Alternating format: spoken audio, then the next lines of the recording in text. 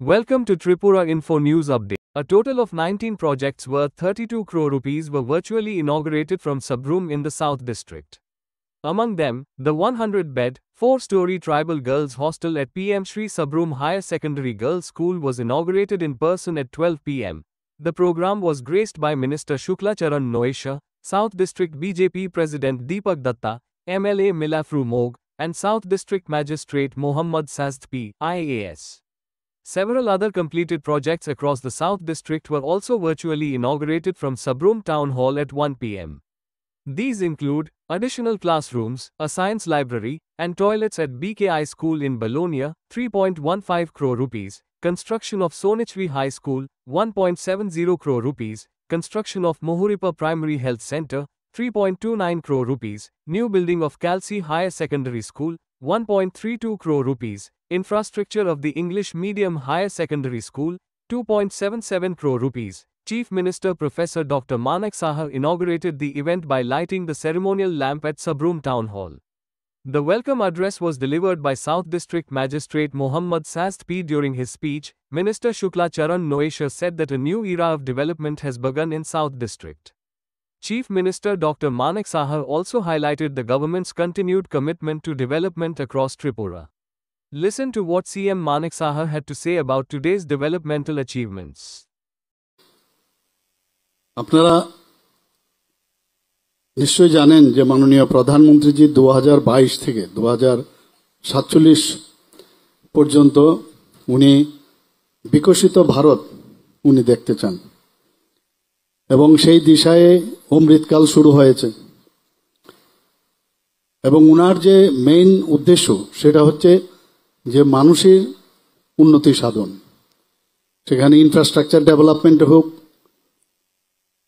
আত্মমর্যাদার বিষয় হোক সোশিও ইকোনমিক্যাল কন্ডিশন থেকে শুরু করে সব বিষয়ে সুরক্ষার দিকেই হোক আমাদের যে এখন ভারতবর্ষের যে অর্থনীতির অবস্থায় হোক সব দিক দিয়ে উনি যেভাবে চাইছেন সেটা কিন্তু আমাদের একমাত্র ভারত আজকে 28টা এবং আরও যে আমাদের যে রাজ্য আছে সব মিলে সবাই যদি আমরা চেষ্টা করি তবেই কিন্তু সমৃদ্ধ ভারত গড়বে ইনফ্রাস্ট্রাকচার ডেভেলপমেন্ট আমাদের জন্য খুবই ইম্পর্টেন্ট এবং সেটা আজকে আমরা ত্রিপুরাতে আমরা করছি আমাদের সরকার বিজেপি নেতৃত্বাধীন সরকার আমাদের সাথে আইপিএফটিও আছে আমাদের সাথে ত্রিপুরা মতও আছে আমরা সবাই মিলে কাজ করছি সবাই মিলে পরিশ্রমও করছে সকাল বিকাল রাত্রি পর্যন্ত পরিশ্রম করতে হয় আমাদের মূল উদ্দেশ্য হচ্ছে ট্রান্সপারেন্সি এবং ট্রান্সপারেন্সির মাধ্যমে আমরা কাজ করব আজকে এখানে বেশিরভাগ দেখলাম যে ইনফ্রাস্ট্রাকচার ফিজিক্যালি তো একটা করলাম এখানে সাবরুম যে গার্লস স্কুল আছে পিএমশ্রী সেখানে তো ফিজিক্যালি করলাম কিন্তু বাকি সবকটাতেই আপনাদের সামনেই এখানে ভার্চুয়ালি করলাম এবং ভার্চুয়ালিও যারা অন্যান্য যে আমাদের প্রকল্পগুলোর ওখানে উপস্থিত আছেন তাদেরকেও আমি স্বাগত জানাবো এবং ওনাদেরকেও আমি সাধুবাদ জানাবো ধন্যবাদ দেব যে আপনারা ওখানে উপস্থিত আছেন এখানে কাচারি অফিসও হচ্ছে স্বাস্থ্যকেন্দ্র এই জেলাতে এখানে হচ্ছে তাছাড়া এখানে ফায়ার ব্রিগেডের একটা নতুন ফায়ার ব্রিগেড স্টেশনও এখানে উদ্বোধন হচ্ছে আপনারা এই 32 কোটি টাকা এবার আমরা আরো আমাকে বলেছে যে আরো অনেক উদ্বোধন বাকি আছে কিছুদিনের মধ্যে হয়তো আবার আসতে হবে তো ত্রিপুরাতে সেটা সাউথ ডিস্ট্রিক্টেই হোক আর সেই ধর্মনগরের নর্থ ডিস্ট্রিক্টেই হোক ঊনকোটির সে কৈলাসহরী হোক সর্বক্ষেত্রে উন্নয়ন উন্নয়ন কারণ আমাদের যিনি মার্গদর্শন দেখান উনি হচ্ছেন আমাদের যশস্বী প্রধানমন্ত্রী শ্রী নরেন্দ্র মোদীজি উনি আমাদের যেভাবে বলেন আমরা সেই দিশায় চলছি ইঞ্জিন যদি বেটার হয় ডাবল ইঞ্জিনের কথা আমরা বলি তো ইঞ্জিন যদি ভালো হয় তা আমরাও কিন্তু সেইভাবেই আমাদের চলতে হয় এবং আজকে 2025 সাল থেকে বাকিগুলো বাদই দিলাম 2025 সালের জুন মাস পর্যন্ত এখন পর্যন্ত 612 কোটি টাকার উপর বিভিন্ন প্রকল্পর আমরা এবং ভিত্তিপ্রস্তর এর মধ্যে আমি আমার হাত ধরে, বাকিরা বাদ দিন, ওনারা অনেক মিনিস্টাররা করছেন, উনারাও করছেন, শুধু আমার হাত ধরে 612 কোটি টাকা সারা ত্রিপুরাতে এই কয়েক মাসের মধ্যে উদ্বোধন হয়েছে। যেখানে শিক্ষা দপ্তরের আজকে মেইন, এখানে 2024 সালে 44 বিদ্যালয়ে নতুন আমরা ভবন তৈরি করেছি। এর মধ্যে প্রায় 153 করোড় খরচ হয়েছে। 2024-25 সালে বিভিন্ন স্কুলে আমরা যখন যাই, পুরনো হয় বা সবসময় তার সংস্কার করা দরকার, তার জন্য আমরা বাজেট আমরা রেখেছি এবং সেই সংস্কারের জন্য প্রায় 346টি যে স্কুল আছে তার জন্য প্রায় 80 কোটি টাকার উপরে আমরা রেখেছি। প্রায় 81 করোড় আমরা এর জন্য ব্যয় হয়েছে। এটা হচ্ছে 2024-25। আর 2025-26 অর্থ বছরে আমরা 30টি বিদ্যালয়ে নতুন ভবন আমরা নির্মাণ করার ইচ্ছা আছে এবং তার জন্য 264 কোটি টাকা এর জন্য আমরা বাজেটে আমরা রেখেছি। এবং 2025-26 যেটা আমরা 24-25 যে রেনোভেশন বা ইত্যাদি যে স্কুলগুলো, আমরা চাই যে আমাদের ছেলে মেয়েরা ভালোভাবে ওখানে পড়াশোনা করুক, ইনফ্রাস্ট্রাকচার যেন প্রপার থাকে। আর এখন তো আধুনিক যে কর্পোরেটের স্টাইলে সবাই থাকতে চায়, সবাই চলতে চায় পরিষ্কার পরিচ্ছন্ন, এবং সেটা কিন্তু একা আমাদের সরকারের পক্ষে সম্ভব হবে না। সবাই মিলে যদি আমরা নজর দিই যে গভর্নমেন্টের এটা স্কুল, আমরা কিছু করব না, এটা বললে কিন্তু সম্ভব হবে না। যারা কর্মচারীরাও আছেন তাদেরকেও আমি বারবার বলি যে আপনারাও নজর দিন। বাড়ির ঘর যদি আমরা পরিষ্কার পরিচ্ছন্ন রাখতে পারি, পয়সারও সুবিধা নেই, গভর্নমেন্ট কোনো জায়গায় টাকার জন্য কোনো কিছু হচ্ছে না সেটা না। কাজে এই জায়গার মধ্যে 10% আমরা অলরেডি রেখেছি বাজেটের যেসব ডিপার্টমেন্টে, যে প্রতি বছর 10% খরচ করবেন সেখানে এইসব মেনটেন্যান্সের জন্য। তো সেই জায়গায় 2025-26 আমরা 123টি যে স্কুল আছে সেখানে মেজর এবং মাইনর যে সংস্কার আমরা করছি, 151 কোটি টাকার উপরে এর মধ্যে আমরা এই অর্থ বরাদ্দ করেছি। আমাদের রাজ্য সরকারের যে মেইন উদ্দেশ্য, আমাদের যে প্রায়োরিটি সেক্টর, আমরা সবাই জানেন যে শিক্ষা সবচেয়ে বেশি, কিন্তু আমাদের শিক্ষার খাতে আমাদের বাজেটের বেশি অংশ। আমাদের গত বছর আমাদের ছিল 27,000 কোটি টাকা আমাদের বাজেট। এবার একটা বিরাট জাম্প হয়েছে, 32,000 কোটি টাকা আমরা সেই কোথায় ছিল 27,000 কোটি টাকা, সেখানে আমাদের 32,000 কোটি টাকা হয়েছে। এটা কিন্তু এমনিতে হয়নি, সেটা এই কারণে হয়েছে যে গভর্নমেন্ট অফ ইন্ডিয়া বুঝতে পেরেছে যে ওনারা প্রপারলি, এই ত্রিপুরার সরকার প্রপারলি টাকা খরচ করছে, তবেই আমরা বিভিন্ন খাতে আমাদের কিন্তু সেই টাকাটা দেওয়াতে কিন্তু সেটা বেড়েছে। তাছাড়াও এক্সটার্নাল এডেড প্রজেক্ট আমাদের অনেকগুলো আছে। আমাদের জনজাতি এলাকার সেখানে যাতে আরো ভালোভাবে রাস্তাঘাট হয়, স্কুলগুলো যেন ভালো হয়, তো বিভিন্ন যেসব মান উন্নয়নের জন্য আমরা প্রায় 140 কোটি টাকা, আমরা 1400 কোটি টাকা আমরা এই ওয়ার্ল্ড ব্যাংক থেকে আমরা নিয়েছি। এইভাবে আমাদের ফরেস্ট ডিপার্টমেন্টে আমাদের ট্রেসপের সেখানে প্রায় 1800 কোটি টাকা নিয়েছি। তো এইরকম জায়গা প্রজেক্ট থেকে আরম্ভ করে ইন্দো জার্মান এইসব প্রকল্পে তো ত্রিপুরাতে বহু প্রকল্প আমরা কাজ করছি। তো শিক্ষার আমরা চাই যে আমি আজকে যখন গাড়ি দিয়ে আমি আসছিলাম, আমি এটা ভাবছিলাম যে আমাদের ত্রিপুরাতে এবার ত্রিপুরা যে জিএসটি আছে, স্টেট জিএসটি, সেটা কিন্তু নর্থ ইস্টের মধ্যে সেকেন্ড হাইয়েস্ট আমরা ত্রিপুরা হয়েছে এবার। পার ক্যাপিটা ইনকাম ত্রিপুরা নর্থ ইস্টের মধ্যে সেকেন্ড হাইয়েস্ট। তো এটা নিয়ে মিটিংও হয়েছে গত পরশুদিন, বিকশিত ত্রিপুরা এই হেডলাইন্স রেখে আমরা অনেক মিটিং করেছি। আরো কিভাবে আমাদের জিডিপি বাড়বে, আমাদের জিডিপি যদি বাড়ে তাহলে বোঝা যাবে, এগুলো কিন্তু বোঝা যায় একটা রাজ্যের জন্য কোন জায়গায় আমরা আছি সেটা।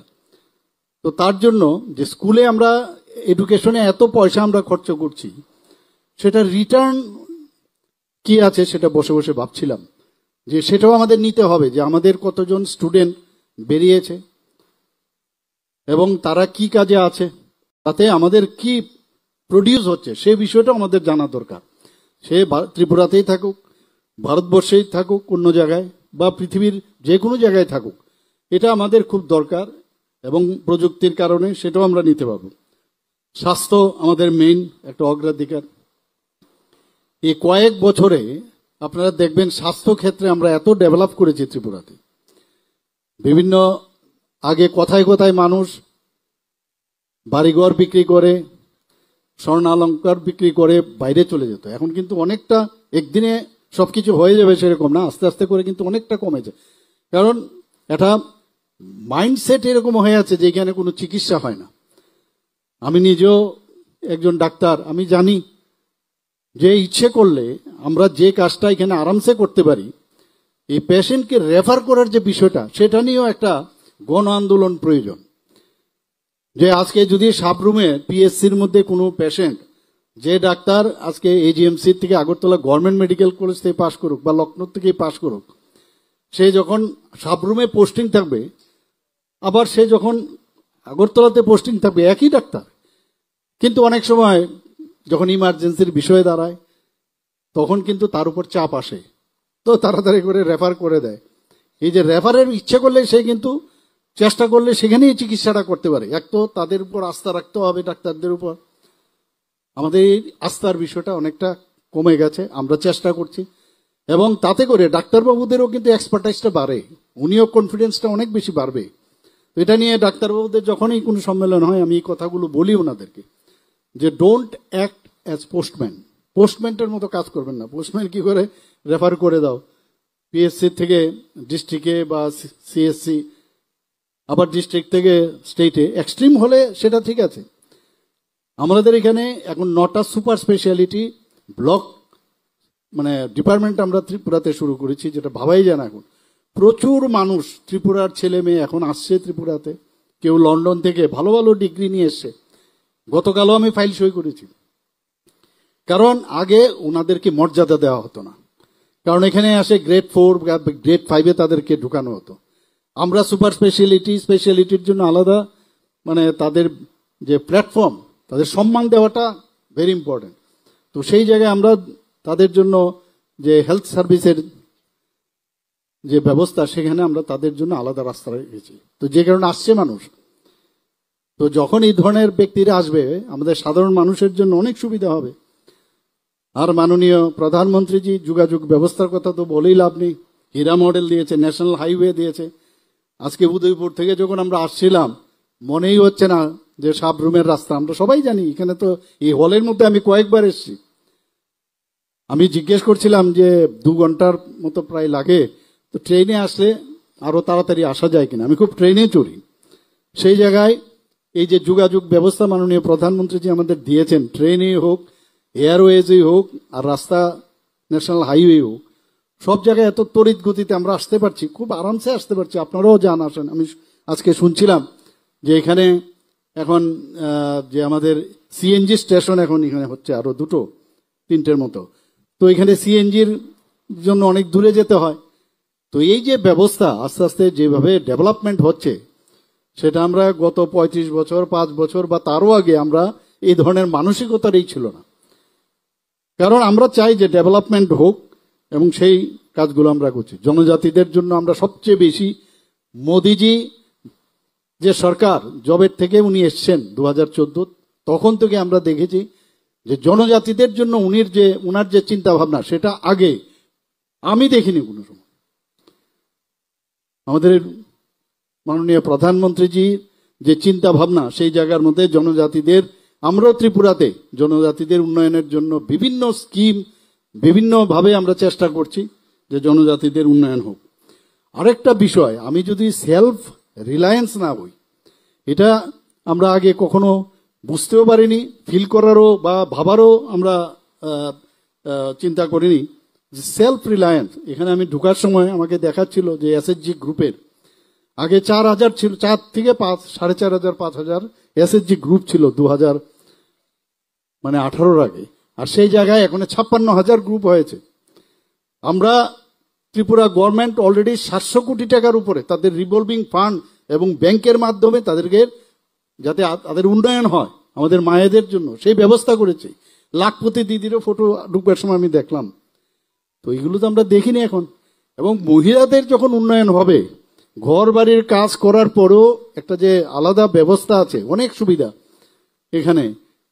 আমরা মানে স্বাস্থ্য থেকেই বলুন, আমাদের মানে বিভিন্ন যেসব সেলফ রিলায়েন্সের বিষয়, সেইগুলো আমরা নজর দিচ্ছি।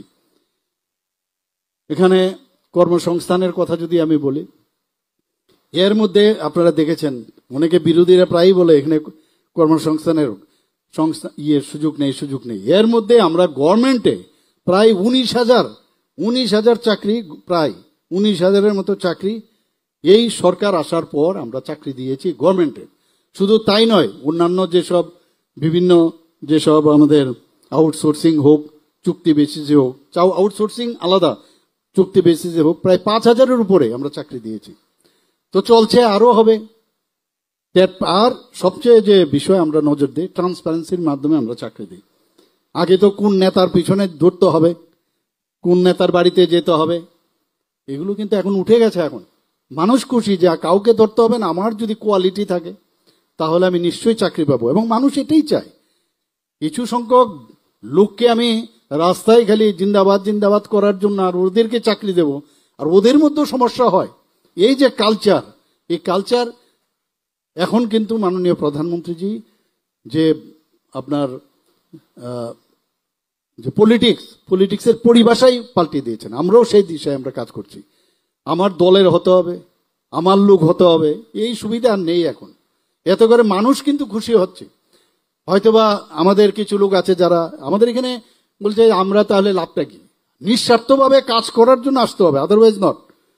মানুষের দেশভক্তির ভাবনা যদি থাকে, আমি দেশের জন্য কাজ করব, মানুষের জন্য কাজ করব, তবেই আমাদের এখানে আসতে হবে। এই চিন্তায় এখন নতুনভাবে আমরা চেষ্টা করছি। শুধু তাই নয়, আমাদের ত্রিপুরাতে আগেও আনারস ছিল, আমাদের এখানে রাবার গাছ ছিল, আগেও এখানে বিভিন্ন যে পুকুর, এখানে প্রচুর পরিমাণে ফিশারি ভালো, আমাদের এখানে ফিশের যাতে ফিশিকালচার আরো বেশি হয় তার দিকে নজর দেওয়া, আমাদের যারা বিভিন্ন যেসব পশু পালন করেন, গৃহপালিত পশু, তাদের উপরও নজর দেওয়া।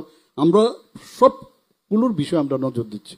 আমরা চাই এখানে আমাদের Subscribe to Tripura Info and press the bell icon so that you never miss any latest updates and news on Tripura.